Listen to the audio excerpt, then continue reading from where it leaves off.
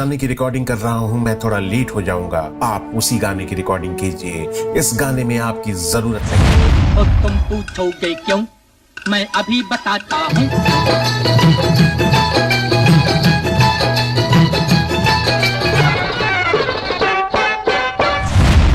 विद्रोही और जिद्दी हुए बिना आप क्रिएशन तो कर सकते हैं, लेकिन अद्भुत कतई नहीं कर सकते।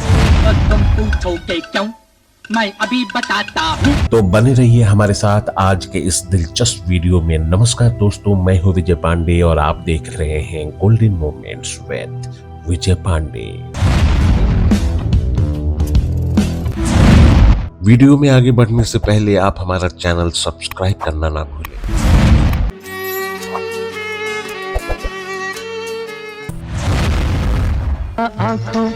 आंखों में इशारा हो गया। विद्रोही और जिद्दी हुए बिना आप क्रिएशन तो कर सकते हैं, लेकिन अद्भुत कतई नहीं कर सकते। इस तर्क में कितनी सच्चाई है हम नहीं जानते, लेकिन इस तर्क को अगर आप ओपी नैयर की संगीत की कसौटी पर कसें तो आपकी मजबूरी बन जाएगी सहमति में सिर हिलाना, वो भी सकारात्मक तरीके से। मैं तो आगे बढ़ गई। रिदम किंग ओपी नैयर के पास ना तो कोई स्कूली शिक्षा का किताबी ज्ञान था और ना ही संगीत की विधिवत शिक्षा, लेकिन फिर भी उन्होंने कालजयी संगीत रचा।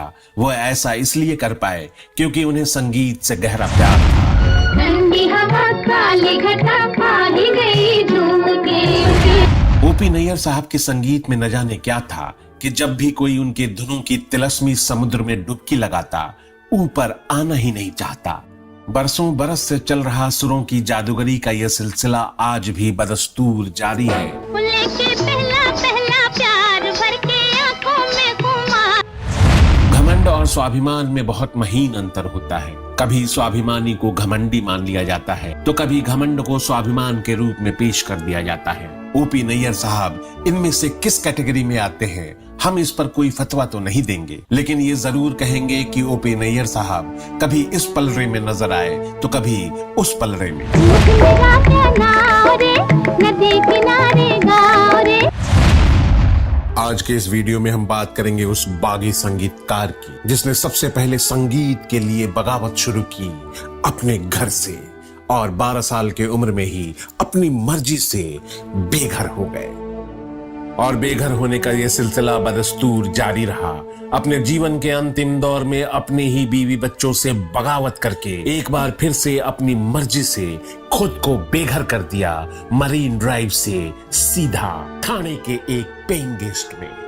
इस बागी संगीतकार के बगावती तेवर के किस्से न जाने कितने हैं, जिसे सुनकर आप दांतों तले उंगलियां दबा लेंगे। इनके बगावती तेवर की एक बानगी ये है कि जब हिंदी सिनेमा का संगीत अपना सामान बांधकर लता जी के पीछे पीछे दौड़ रहा था, उस समय इस बगावती संगीतकार ने हिंदी सिनेमा के संगीत की एक अलग ही धारा बहा दी और सामने कर दिया लता जी की ही बहन को नंबर 1 के एक दौर की प्रतिद्वंदी के रूप में। हिंदी सिनेमा का संगीत कंफ्यूज हो गया कि आखिर हम किसे चुने, लता जी को या आशा जी को।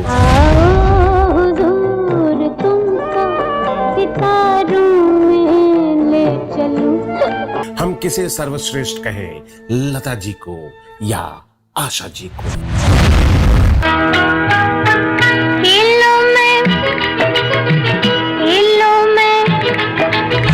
ओपी नैयर साहब के स्वाभिमान की हद को नापना हो तो उनका ये किस्सा सुन लीजिए।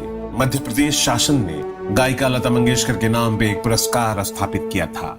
यह पुरस्कार संगीत से जुड़ी उन हस्तियों को दिया जाता था और इसकी राशि 1 लाख रुपए है। 90 के दशक की शुरुआत में एक बार इस पुरस्कार के लिए ओपी नैयर साहब को चुना गया था, लेकिन ओपी नैयर साहब ने यह पुरस्कार लेने से यह कहते हुए इनकार कर दिया कि जिस गायिका से मैंने कभी गीत गवाया ही नहीं, उसके नाम पर स्थापित पुरस्कार कैसे ले सकता हूँ। और उन्होंने ये भी कहा कि गायिका के नाम पर रखा गया पुरस्कार एक संगीतकार कैसे ले सकता है। उस दौर में 1 लाख रुपए एक बहुत बड़ी रकम थी और आपको ये जानकर हैरत होगी कि उन दिनों ओपी नैयर साहब की आर्थिक स्थिति बहुत ही ज्यादा खराब थी। वो एक पेइंग गेस्ट के रूप में रहते थे। बात लता जी की निकली है तो बताते चले कि ओपी नैयर साहब ने लता मंगेशकर को कभी भी अपने संगीत निर्देशन में नहीं गवाया, उस दौर में भी नहीं गवाया जब फिल्मी दुनिया पर लता जी का एक छत्र राज था।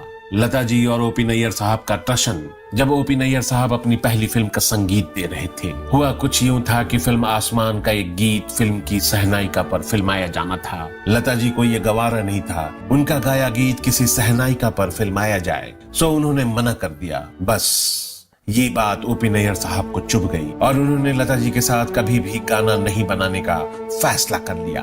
उन्होंने अपना ये प्रण ताउम्र निभाया। वो गाना किसी और गायिका ने गाया। अपने किसी गाने में लता जी की आवाज नहीं दिलवाना ये उनके जिद का ही प्रतिफल था कि आशा भोसले जैसी गायिका फिल्म जगत को मिली। आशा जी को तराशने से लेकर स्थापित करने का श्रेय भी ओपी नैयर साहब के खाते में ही जाता है। उनका साथ तकरीबन 14 सालों तक रहा, लेकिन साल 1974 में आशा भोसले ने अपने इस गॉडफादर को छोड़कर आर.डी. बर्मन साहब का हाथ थाम लिया। आशा जी पर हमेशा ये इल्जाम दिया जाता है कि जिसकी बदौलत वो ऊंचाई पर पहुंची उसे ही त्याग दिया। बहरहाल ओपी नैयर साहब ऐसे टूटे कि फिर उबर नहीं पाए, न पर्सनल लाइफ से और न ही अपने करियर में। मेरी दुनिया लुट रही थी और मैं खामोश था। मेरी दुनिया लुट रही थी और मैं खामोश था। मेरी दुनिया टुकड़े टुकड़े दिल के चुनता किसको इतना होश था। टुकड़े टुकड़े दिल के चुनता किसको इतना होश था। मेरी दुनिया लुट रही थी और मैं खामोश था। ये फिल्म मिस्टर एंड मिसेस 55 का एक सैड सॉन्ग है जिसे ओपी नैयर साहब ने कव्वाली के रूप में पेश किया। गीत के बोल और धुनें एक दूसरे से बिल्कुल ही विपरीत है। कैसे आता होश में जो पहले ही बेहोश था। कैसे आता होश में जो पहले ही बेहोश था। तालियों की थाप के बीच कव्वाली की धमक वाला संगीत है तो दूसरी तरफ गीत के बोल दिल के टुकड़े होने की गवाही दे रहा है।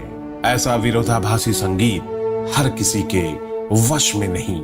ओपी नैयर साहब के संगीत में एक बात बहुत ही प्रचलित है कि वे घोड़ों की टाप, ताली की थाप, सीटियों से संगीत का जादू जगाने में सिद्धस्त थे। जरा हुल्ले हुल्ले चलो मोरे साजना। घोड़े की नाल की थाप जब जमीन को थपथपाती है तो उससे निकलने वाली थप थप की आवाज जादू सा। बताते चलें कि फिल्म नया दौर B.R. चोपड़ा की फिल्म थी। ओपी नैयर साहब की ये संभवतः एकमात्र फिल्म थी जो किसी बड़े बैनर की फिल्म थी, वरना ओपी नैयर साहब ने हमेशा मजले प्रोड्यूसरों के साथ काम किया था। ओपी नैयर साहब का रवैया ऐसा था कि बड़े प्रोड्यूसर के साथ काम करना संभव ही नहीं था। ये अलग बात है कि वो समकालीन संगीतकारों के मुकाबले सबसे ज्यादा फीस चार्ज करते थे।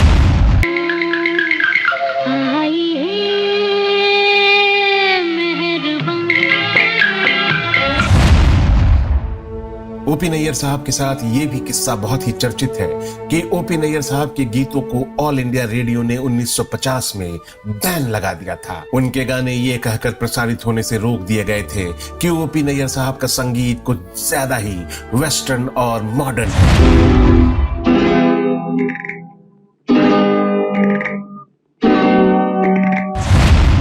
दोस्तों, आप सबों को बता दें कि ओपी नैयर साहब हीरो बनना चाहते थे। ओंकार प्रसाद नैयर उर्फ ओपी नैयर साहब फिल्मी दुनिया में संगीतकार बनने नहीं बल्कि हीरो बनने आए थे। उन्हें रिजेक्शन के साथ ही ये सलाह मिली थी कि तुम कुछ और करो। कुछ और के नाम पे एक संगीत ही था जो वो थोड़ा बहुत जानते थे। सो हारमोनियम से अपनी पुरानी दोस्ती को याद करते हुए उन्होंने संगीत क्रिएट करने का निश्चय किया। सन 1949 में उन्हें पहली बार फिल्म कनीज में बैकग्राउंड स्कोर करने का मौका मिला और 1952 में फिल्म आसमान में उन्हें संगीत देने का मौका मिला। सफलता का स्वाद चखने के लिए उन्हें 2 साल का इंतजार और करना था, क्योंकि ओपी नैयर साहब के किस्मत में अभी तक गुरुदत्त साहब की एंट्री नहीं हुई थी। और फिर आया 1954 जिसमें ओपी नैयर साहब के जीवन में गुरुदत्त की एंट्री होती है। फिल्म आर पार के म्यूजिक के लिए गुरुदत्त साहब ने ओपी नैयर साहब को बतौर संगीतकार एक बार फिर से साइन किया।